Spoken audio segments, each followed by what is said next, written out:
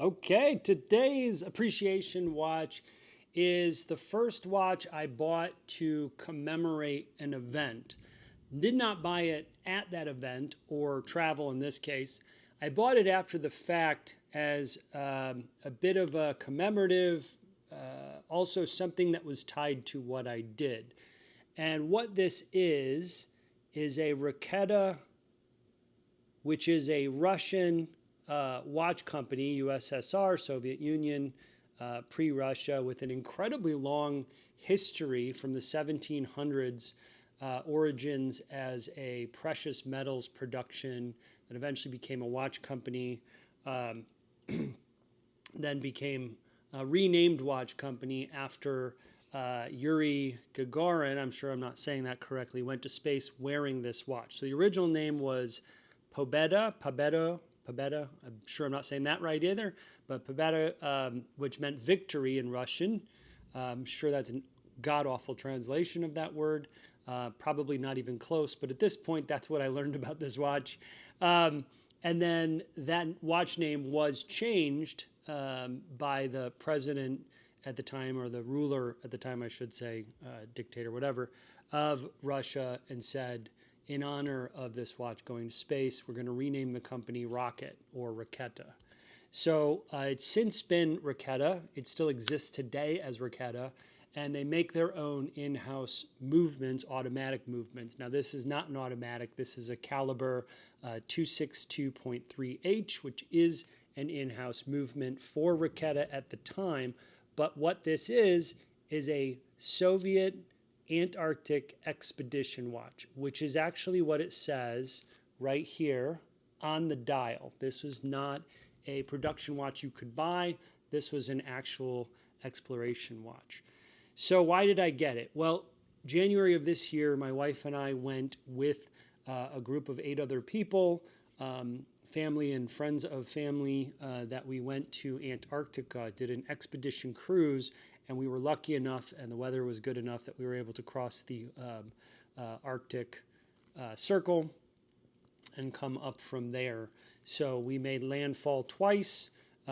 Lots of incredible things to see there. There's nothing you can experience that truly speaks to the scale. The world's highest mountains, the world's biggest deserts, the world everything, and you're a microcosm in that.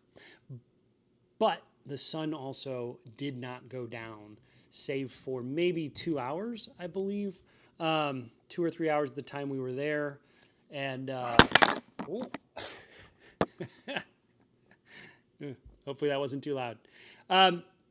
So, 24-hour watch. As you can imagine, if you're traveling and you don't have the smart technology to tell you what time it is and the sun doesn't go down, you certainly don't want a 12-hour watch where you wake up and you don't know which 7 o'clock or 11 o'clock it happens to be. The easy solution, make a 24-hour watch.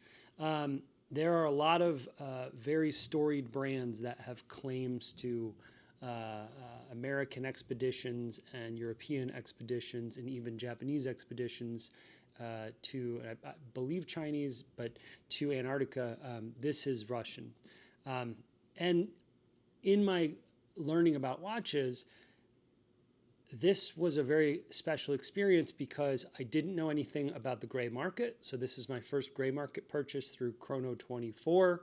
I didn't know about finding just historical pieces like this, that you could just get your hands on them from anywhere in the world, almost. In this case, this watch was sent to me from the Ukraine. So the seller of this watch, living in the Ukraine, put it on Chrono 24. We agreed to a price which was incredibly inexpensive. If you think you can't get a piece of history without shelling out a ton of money or getting some type of newer replica piece, that's just not true, depending on what you're interested in, what you're looking for. This was $125 to my door from Ukraine. And this is a legit watch. I have looked into this and vetted this. This is pretty incredible. What's really cool is on the dial, they have the red dot locations of the various Soviet installations throughout Antarctica at the time. As you can imagine, most, if almost none of those are in existence. We did get the pleasure, the absolute privilege to visit a number of different countries, installations and places while we were there. So a bit about this watch. It's a legit older piece, so you can imagine it's quite small. There's no model number, there's a serial number. So this is officially a Raketa Polar or Raketa Antarctica. It is the Soviet Antarctic Expedition watch issued for a particular expedition. I'm not able to determine what year exactly, or let's say a group or expedition. There's no real history or access to that history from where I'm at. Its caliber, 262, winding movement. It is not an automatic movement. It is a manual movement. Again, as I said, it's an in-house 19 joule anchor escapement, 2.5 hertz, with a 42-hour reserve. So you can wind this up and it'll hold pretty good. There's virtually no water resistance. Obviously, nobody was intending to swim in Antarctica at the time. And the case dimensions, this is a really small watch. Now, I have a 7-inch wrist. Honestly, it doesn't look that great with my tattoos. I think it's beautiful, and I think a good gold or bronze watch looks really nice. And I think this is an 18 lug, and I'm gonna switch that for a bracelet. This is just a replacement leather. Though this is true to form, Nagata style leather or stuffed leather bracelets were what these usually came with. This is just clearly a newer replacement bracelet, or strap. I keep saying bracelet, I mean strap.